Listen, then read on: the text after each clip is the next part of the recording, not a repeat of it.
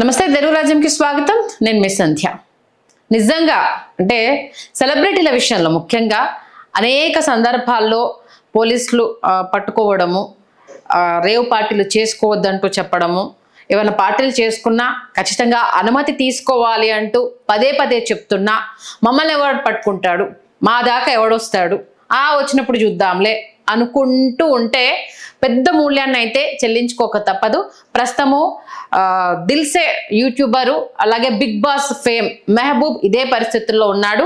తన బర్త్డే పార్టీకి వేదికగా ఆయన ఒక రిసార్ట్లో పెద్ద ఎత్తున రేవ్ పార్టీ నిర్వహించడము ఇప్పుడు పెద్ద సమస్య అయిపోయింది. నువ్వు బర్త్డే సెలబ్రేషన్స్ చేసుకుంటే మేబీ ఎవరు ఏమీ అనకపోవచ్చు, కానీ పెద్ద ఎత్తున లిక్కర్ అక్కడ దొరకడంతో ఎక్సైజ్ పోలీసులు దాడి చేసిన నేపథ్యంలో 15 లీటర్ల లిక్కరు అలాగే ఇంకో 11 లీటర్ల వరకు బీర్లు, ఇంత పెద్ద ఎత్తున అయితే అక్కడ లిక్కర్ పార్టీతో పాటు రేవ్ పార్టీ నిర్వహిస్తున్నారని సమాచారం అందిన వెంటనే పోలీసులు అక్కడికైతే చేరుకోవడం జరిగింది.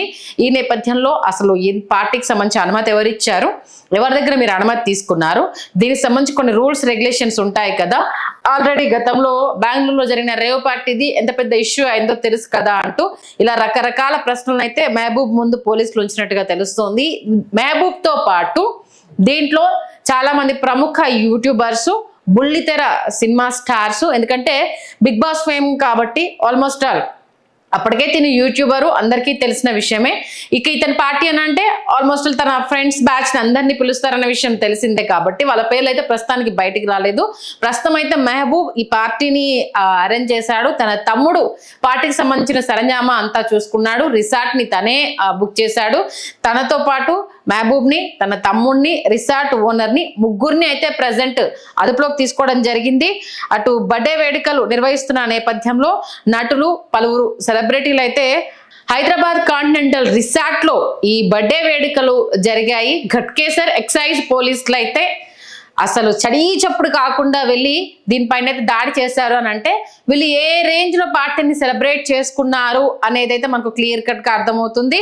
ఇక ఈయన ఒక ప్రముఖ యూట్యూబరు, చాలా మంది బుల్లితెర ఆర్టిస్టులతో పాటు కొంతమంది సినిమా స్టార్స్ తో కూడా పరిచయాలు ఉండడము, కొన్ని ప్రైవేట్ ఆల్బమ్స్ చేయడము, ఆయనతో పాటు ఎవరెవరు ఉంటారన్న విషయం మనందరికీ తెలిసిందే.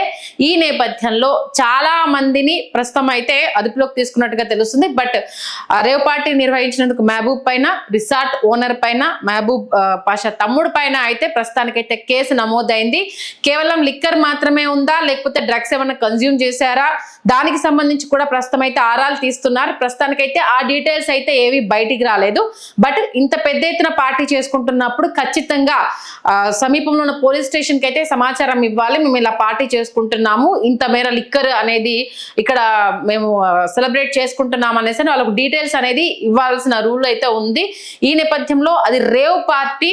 ఇంకా రేవ్ పార్టీ అని అంటే గతంలో మన బెంగళూరులో జరిగిన రేవ్ పార్టీ ఏ రేంజ్ లో భయానకంగా జరిగింది, ఆ రేవ్ పార్టీలో ఏమేం జరుగుతాయి అన్నది ఎంత పెద్ద చర్చ అయింది, ఇదంతా మనకు తెలిసిందే.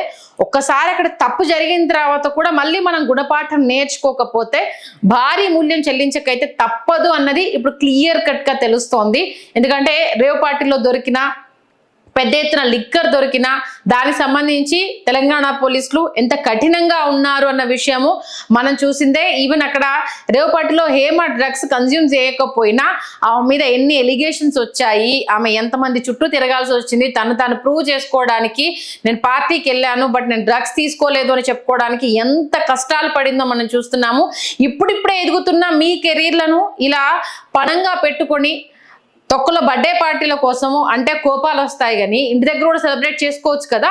ఇంత అంటే కొంత ఫేమ్ రాగానే మనం పెద్ద హోదాలోకి వెళ్ళిపోయాము అనేసి అని ఫీల్ అయిపోతే ఇలానే ఉంటుంది. ఇప్పుడు ఎంత కష్టపడి వచ్చారు. ఇప్పుడు ఒక చిన్న యూట్యూబర్ గా నీ లైఫ్ ను స్టార్ట్ చేసి ఒక సినిమాలోకి రావాలన్న తపనతోటి వచ్చి బిగ్ బాస్ లో నీకంటూ ఒక ఫ్యాన్ ఫాలోయింగ్ ని సంపాదించుకొని దాన్ని యూట్యూబ్ వైపు కన్వర్ట్ చేసి నీ ఫ్యామిలీని, నీ తోటి ఫ్రెండ్స్ ని ఒక పొజిషన్ తీసుకొచ్చేందుకు నువ్వు చేస్తున్న ప్రయత్నాలు, ఇప్పుడు నిన్ను నమ్ముకున్న వాళ్ళు ఆల్మోస్ట్ ఇప్పుడు నీతో ఆల్బమ్స్ చేసిన వాళ్ళు కావచ్చు, షార్ట్ ఫిల్మ్స్ లో యాక్ట్ చేసిన వాళ్ళు కావచ్చు, లేకపోతే ఈవెంట్స్ లో ఉన్న వాళ్ళు కావచ్చు, ప్రతి ఒక్కరు ఇప్పుడు నిన్ను నమ్మ ఎక్కడికి వచ్చిన వాళ్ళే కదా. ఇప్పుడు నీతో పాటు వాళ్ళ లైఫ్ లో కూడా రిస్క్ లో పడ్డట్టే కదా. ఎందుకు వచ్చిన పార్టీలు, ఎవరికి వచ్చిన పార్టీలు ఇవన్నీ, దేనికోసము? ఇప్పుడు కేసు నమోదైంది. ఇప్పుడు దాంట్లో పొర్రపాటున ఏ ఒక్కడైనా డ్రగ్స్ తీసుకున్నాడని తెలిసినా పరిస్థితులు ఎలా ఉంటాయి? ఇంకా నేను అమ్మలేదురా బాబు అని నువ్వు మొరపెట్టుకున్నా, గింజి గీ కొట్టుకున్నా అస్సలు వినేది కూడా ఉండదు. అంటే ఎంత పెద్ద లోతులో పడ్డావనే దానికి అదొక బెస్ట్ ఎగ్జాంపుల్. ఇప్పటికే తెలంగాణ గవర్నమెంట్ ఈ అంశానికి సంబంధించి ఎంత సీరియస్గా ఉంది, దీనికి సంబంధించి ఒక స్పెషల్ ఫోర్స్ని పెట్టాలన్న ఆలోచనలతోటి సినిమా ఇండస్ట్రీ నుంచి సహకారాన్ని కోరుకుంటూ ముందుకెళ్తా ఉంది. వాళ్ళేమో సహకారం కోరుకుంటుంటే మీ ఇండస్ట్రీ నుంచే, అంటే అటు బుల్లితెర, వెండితెర మీ దగ్గర నుంచే మళ్ళీ ఇలాంటివన్నీ తెర మీదకి రావడంతో ఇప్పటికే అబాస్ పాలైపోతా ఉన్నారు. ఇంక ఇలాంటి పార్టీలన్నీ సెలబ్రేట్ చేస్తూ ఉంటే ఇంకా ఎన్ని అపోదలు మీ చేసుకుంటారు? బర్త్డే పార్టీ చేసుకుంటున్నాను అనేసి ఓ పెద్ద అది ఇన్స్టాగ్రామ్లో పోస్ట్ చేసేసుకోవడము. చేసుకున్నోడివి ఒక పద్ధతి ప్రకారం రిసార్ట్ తీసుకున్నప్పుడు అక్కడ ఏమేమి రూల్స్ ఉంటాయి, ఇంత పెద్ద లిక్కర్ నేను తెచ్చుకుంటున్నాను అన్నప్పుడు ఎవరెవరికి సమాచారం ఇవ్వాలి, ఆ రిసార్ట్కి వాళ్ళకి పర్మిషన్ ఉందా లేదా, ఇవన్నీ తెలుసుకోవాలి కదా. అందుకే ఏంటంటే వాళ్ళు వచ్చినప్పుడు చూద్దాంలే, తెలిసినప్పుడు చూద్దాంలే, అప్పటి వరకు కదా. 15 లీటర్లు 11 లీటర్లు అంటే ఏ రేంజ్ పార్టీ నువ్వు అరేంజ్ చేసావు? ఇప్పుడు నేను నమ్మొచ్చిన సెలబ్రిటీల పరిస్థితి అందరిది ఇప్పుడు అక్కడ తీసుకున్నా తీసుకోకపోయినా అసలే సోషల్ మీడియా చిన్న విషయం దొరికితే ఇంత చేస్తా ఉందన్న సంగతి తెలుసు కదా. ఇంకా మీరే న్యూస్ ఇచ్చారనుకోండి ఇంకెలా ఉంటుంది పండగే, ఇంకేం లేదు. వాళ్ళు వచ్చారంట, ఇప్పుడు మెహబూబు ఫ్రెండ్స్ ఎవరెవరితో మెహబూబు ఇన్ని రోజులు రీల్స్ చేశాడు, ఆల్బమ్స్ చేశాడు, ఎవరెవరు ఉన్నారు, అమ్మాయిలు ఎవరన్నా ఉన్నారా, ఉంటే వాళ్ళు ఏ మేర లిక్కర్ తీసుకున్నారు, వీళ్ళ గతంలో ఏంటిది పరిచయాలు ఉన్నాయా, దీంతో ఆగిపోయారా, ఇంకొంచెం ముందుకెళ్ళారా, ఎన్ని తీయాలో అన్ని తీస్తూ ఉంటారు. ఎందుకు వచ్చిన గోలా? ఇంత కష్టపడి ఒక పొజిషన్కి ఎదిగినప్పుడు అంతే జాగ్రత్తగా ఉండాలన్న విషయాన్ని ఎట్లా మర్చిపోతున్నారు?